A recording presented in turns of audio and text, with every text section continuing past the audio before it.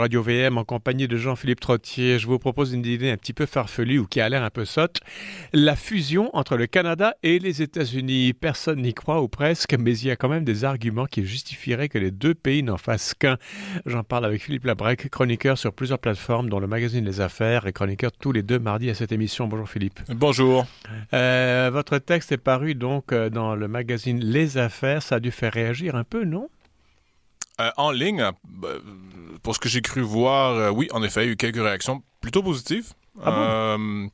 Après, est-ce que les gens le prennent au sérieux, je ne sais pas, mais pour ce que j'ai pu voir en ligne, là, oui, en effet, il y a eu des bonnes réactions. Là. En fait, vous n'êtes pas le premier à émettre l'idée. Il y a un bouquin qui est exact. sorti là-dessus, non? Il y a longtemps, je pense, non? Le 10 ans environ, là, celui Déjà? de Diane Francis, une anglophone, une américano-canadienne, d'ailleurs, une journaliste américano-canadienne qui avait publié le livre The Merger of the Century, donc la fusion du siècle, chez HarperCollins, l'éditeur. Oui. Et donc, elle avait émis l'idée, oui, d'une fusion entre les deux pays, principalement dans le contexte géopolitique de l'époque, qui est à peu près le même qu'aujourd'hui. Là. Il y a quelques nuances qui ont... Trump change la donne un peu. Hein? Un peu, mais je dirais que fondamentalement, elle voit la fusion entre le Canada et les États-Unis comme étant un outil géopolitique pour contrer, ou du moins contre-équilibrer la montée de la Chine et de l'Inde, principalement de la Chine en premier, là, mais de l'Inde aussi. Mais rajouter 40 millions d'habitants aux 330 États-Uniens, ça fait une sacrée différence.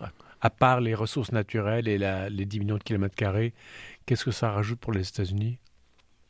Pour les États-Unis, je vous dirais principalement c'est l'accès aux ressources naturelles, toute évidence. D'accord. Après, il va y avoir des synergies commerciales, économiques entre les deux là, qui vont bénéficier, à mon avis, aux deux. Mm-hmm. Mais c'est sûr que la première crainte valide et qui est la bonne, à mon avis, c'est que le Canada se fasse aspirer tout simplement par les États-Unis et qu'à très court terme, le Canada, ce qui peut, les résiduels culturels, même économiques du Canada qui seraient propres au Canada disparaîtraient, seraient ensevelis par la puissance américaine. Et donc le protectionnisme états-unien engloberait le Canada? Non, je parle si la fusion aurait lieu. Donc hypothétiquement... C'est ça, voilà. Si ça avait lieu... Si ça avait lieu, je pense que le Canada disparaîtrait à court terme. Là. En termes d'entité culturo-économique et politique, là, je crois qu'on aurait la difficulté à garder... Ben, je dis on, là, mais... Une identité? Une identité quelconque souveraine de celle des États-Unis. Oui. Le Québec est bien sûr distinct. Ça prendrait plus de temps pour disparaître. Tout à fait. Hein? Alors, on est en pleine... restons dans la géopolitique internationale, Philippe Labrec. Bon, l'Inde est forte. Elle a déjà plus d'habitants que la Chine maintenant depuis quelques mois. La Chine est également forte, quoiqu'elle vieillit à vitesse grand V. Il y a quand même les BRICS il y a d'autres ensembles qui veulent jouer aussi. Je veux dire, cette fusion, donc, obéit à une nécessité purement économique et géopolitique. À premier ordre, oui, mais bien sûr, là, encore une fois, on exclut le Québec ici. Oui. L'élément linguistique et culturel est important dans le sens où le Canada anglais en particulier et les États-Unis sont relativement proches l'un de l'autre culturellement. Je me rappelle plus qui avait dit ça une fois, là, mais ce qui unit les Canadiens, c'est qu'ils regardent la télévision américaine ensemble. Dans le sens où les Canadiens anglais, leur culture se distingue relativement peu de la culture américaine. Je ne dis pas qu'il n'y a pas de différence ici. CBC est un parent très très pauvre là-bas, contrairement à Radio-Canada pour les francophones. Oui, absolument. Donc, il y aurait une synergie, j'ai utilisé comme mot, je ne sais pas si c'est le bon mot ici, là, mais une proximité culturelle qui permettrait la proximité économique et même la fusion économique des deux, qui ferait que la chose serait possible. Je cite dans mon texte l'Allemagne, l'Italie et même l'Écosse comme exemple, qui aujourd'hui semble absolument évident, mais qui n'était pas du tout à l'époque. Bon, l'Écosse... L'Écosse, c'est vrai au début du 18e siècle, l'Écosse était autonome, non? C'était un royaume. Et c'est joint à l'Angleterre qui était beaucoup plus riche, principalement pour des raisons économiques. Donc, c'était assez volontaire. Là. Je ne suis pas un expert de cette période historique, là, mais pour avoir étudié quand même un peu ce genre de questions, l'Écosse s'est joint volontairement à ce qui est devenu le Royaume-Uni par la suite. Oui, d'accord. L'Allemagne aussi, c'était loin d'être évident. En fin du 19e siècle, l'unification allemande, donc la Prusse... en 1870, oui. Suivant la guerre franco-prusse, en particulier sous Bismarck, donc la Prusse, la Bavière, notamment. Il y avait quand même, Philippe Labrec, tout un pan-germanisme. Je veux dire, c'était porté par les poètes, les romantiques. Hugo von Hofmannsthal disait « Deutschland über alles ». L'Allemagne, avant tout, c'est la priorité. Je veux dire, il y avait quand même, il y avait des intellectuels, il y avait tout un mouvement qui militait en faveur de cela. Moi, je ne le vois pas au Canada. Hein. Non, tout à fait. Il y en a pas, il y en a à peu près pas. Mais n'empêche que l'unification de l'Allemagne était loin d'être garantie et loin d'être garantie d'être une réussite par la suite. Les Bavarois se sont présentés à la Première Guerre mondiale avec leur uniforme militaire bavarois. Ah, d'accord. Donc, c'est pour dire... Et après la Première Guerre mondiale, après la défaite allemande cuisante, là, l'Allemagne était en piteux état, les Bavarois, apparemment, il y aurait du moins certains d'entre eux qui auraient pensé à regagner leur indépendance. Tout ça pour dire que c'était pas fait d'avance. Même l'unification Est-Ouest par la suite était loin d'être aussi évidente, même si aujourd'hui elle semble l'être. Elle semble l'être, oui. Elle était loin de l'être à l'époque. Même chose pour l'Italie, c'était des principautés qui s'entretuaient pendant des siècles et des siècles. C'est vrai. Et pourtant, aujourd'hui, même si l'Italie a encore des problèmes, disons, des distinctions, des rivalités régionales, c'est unifié. Là. Il n'y a plus personne qui, je crois, ou à peu près, là, très peu de gens, à part quelques mouvements dans le nord de l'Italie, qui voudraient dépecer l'Italie. Pardon. Et je crois que l'exemple le plus propice dans ce cas-ci, le plus pertinent, c'est l'Union européenne, qui aujourd'hui a 27 pays membres, 27 pays, à peu près 27 langues différentes, ou à peu près, là, c'est pas tout à fait ça, ou même plus. L'anglais. Oui, c'est ça, exactement, 27 versions de l'anglais. Mais tout ça pour dire que l'Union européenne a été construite principalement, pas principalement, une des raisons importantes était de concurrencer les États-Unis économiquement. On pense, à mon avis à tort, que l'Union européenne a été construite pour éviter la guerre entre pays européens, quand en fait, à mon avis, elle a été le résultat du fait que la guerre était maintenant impossible en Europe après la Deuxième Guerre mondiale. Parce que, je résume ici, mais les forces vitales européennes étaient épuisées après les deux grandes guerres mondiales. Et c'est une alliance économique principalement entre des pays qui n'ont pas de culture nécessairement commune, ou du moins à part certaines racines gréco-judéo-chrétiennes, langues différentes, histoires différentes souvent, des rivalités profondes aussi parfois, et pourtant l'Union européenne existe aujourd'hui. C'était aussi un projet politique, je veux dire, les élites après la guerre, romain. Pas seulement, mais De Gaulle, Adenauer, Lapira, tous ces gens-là, si vous voulez, SPAC, il y avait un SPAC, PAAK, un autre belge, étaient tous des chrétiens démocrates, donc c'était porté par une idée incarnée par un parti commun à beaucoup de pays d'Europe. Je veux dire, l'Union économique a été renforcée après l'entrée du Royaume-Uni en 1973. Au début, c'était une communauté du charbon et de l'acier, c'était économique, etc., pour faire pièce aux États-Unis aussi, mais c'était aussi, il se voulait un bloc politique pour contrer l'influence états-unienne ou soviétique. Absolument. Mais c'est un peu ce que je dis. Dans le contexte géopolitique de l'époque, il y avait, disons, un incitatif majeur à ce que l'Europe s'unifie, ou du moins trouve une forme d'union politique là, qui leur permettrait justement de concurrencer les deux grandes superpuissances, les États-Unis et l'Union soviétique, étant donné que l'Europe est un peu pris entre les deux. Je dis, potentiellement dans mon article, c'est purement une expérience de la pensée, si on peut dire, que le Canada et les États-Unis, pour maintenir, surtout du point de vue américain, là, leur domination du monde au 21e siècle et peut-être même au-delà, une union entre les deux formerait une espèce d'hyperpuissance. Le Canada pourrait, dans une telle alliance, ou du moins une telle fusion, s'asseoir maintenant à la table des grands et se faire entendre directement. Bien sûr que la voix canadienne ici se ferait assimiler à la voix américaine. Un peu beaucoup, mais je vous rappellerai que l'initiative du siècle, qui veut transformer, ou du moins ajouter à peu près 60 millions d'habitants au Canada d'ici la fin du siècle pour que le Canada atteigne une population totale de 100 millions, presque uniquement par l'immigration, a aussi ça comme objectif. En fait, que le Canada devienne une grande puissance qui aurait sa place à la table des grands, si je peux dire, internationalement, ou au niveau des relations internationales. Oui, d'accord. Et donc, l'objectif est déjà en place. Qu'on le veuille ou non, l'objectif est déjà en place. Je dis juste, théoriquement, si demain matin, le Canada se fusionne, en français, ou du moins, le mot précis ici, je pense que ce serait, il serait annexé par les États-Unis, non seulement, mais au sein d'une certaine entente, d'une certaine négociation, on deviendrait une puissance mondiale presque du jour au lendemain. Dans ce mariage de raison, et qui serait surtout un mariage de raison, et un cadenassement. Je veux dire, on serait, il y aurait un peu la voix morale des États-Unis. Je veux dire, on serait les gentils États-Uniens du Nord, quoi. Mon avis personnel sur la chose, c'est que en fait, on se transformerait en Américain beaucoup plus rapidement qu'on le croit. Et eux ne feraient pas des Canadiens, évidemment. Non, tout à fait. Là, votre article s'intitule « Le Canada devrait-il fusionner avec les États-Unis » qu'on peut trouver sur le site Les Affaires. Vous êtes Philippe Labrec, chroniqueur tous les deux mardis à cette émission. Alors justement, l'intérêt du Canada, c'est que beaucoup d'indicateurs économiques, notamment, sont en berne chez nous et ça ne va pas s'améliorer, je pense. Trump est extrêmement agressif. Les États-Unis reprennent du poil de la bête. Le déclin américain, c'est peut-être un fantasme plus qu'une réalité. Le Canada, la productivité est en berne, pour ne pas dire qu'elle dégringole.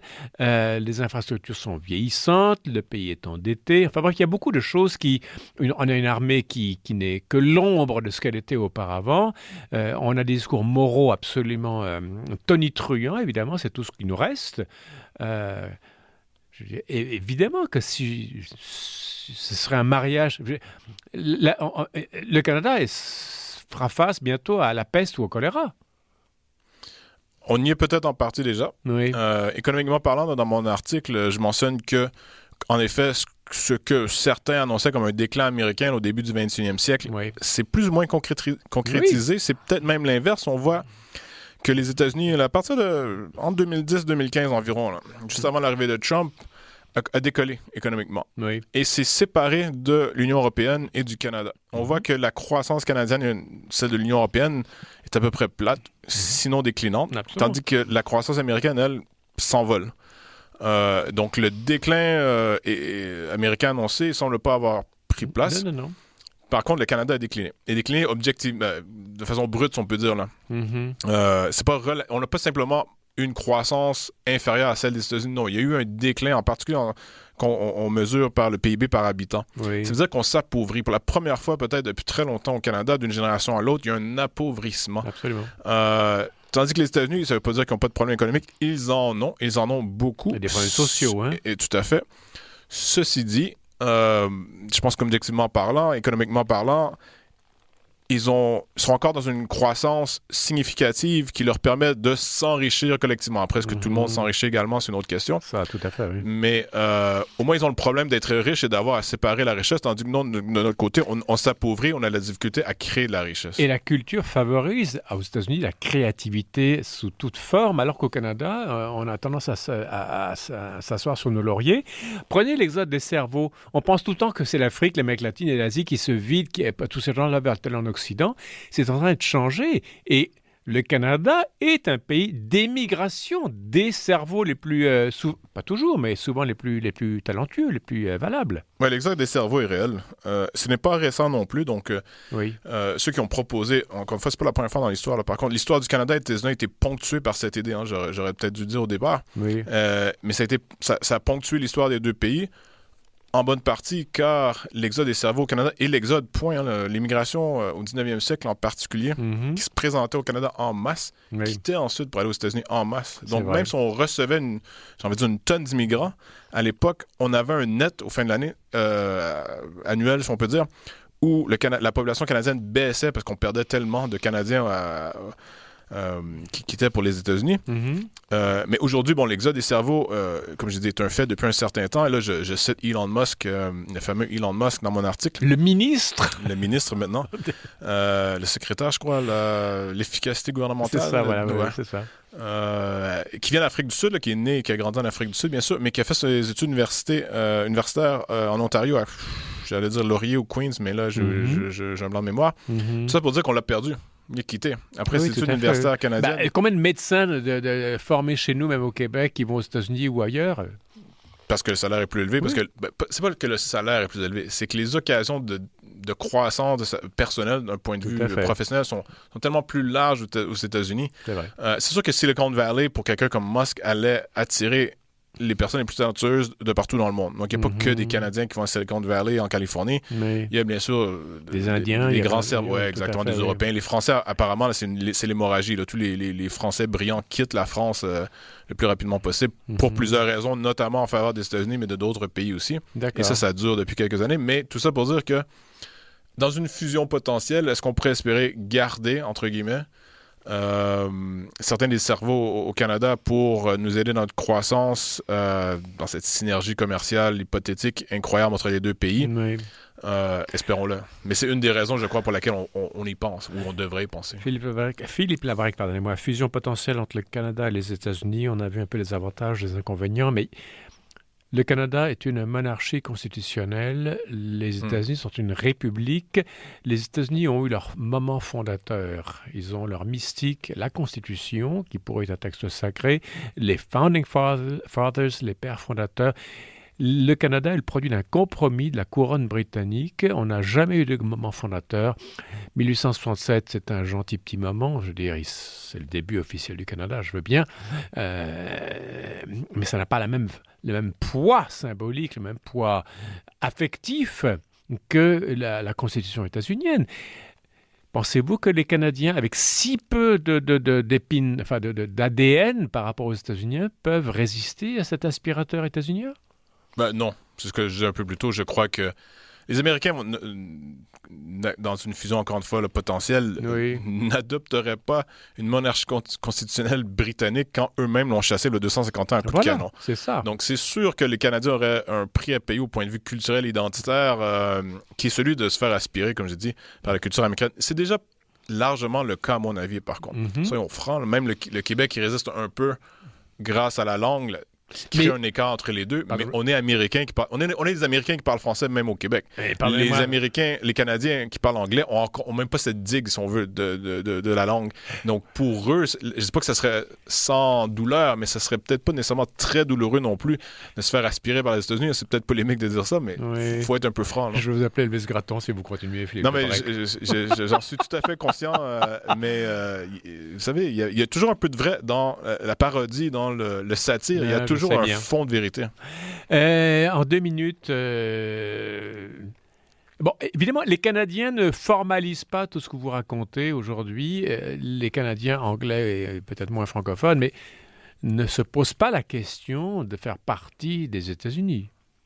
Non, le sujet est un peu mort. Ceci dit, comme Dianne Francis l'a dit, bon, on ne regarde que la période post-guerre, donc après la Deuxième Guerre mondiale. Je pense que c'était Mackenzie King, mais elle ne spécifie pas en fait. Mais apparemment, un des premiers ministres dans la période d'après-guerre aurait sérieusement pensé à proposer une entente de ce genre-là aux États-Unis. Ah bon?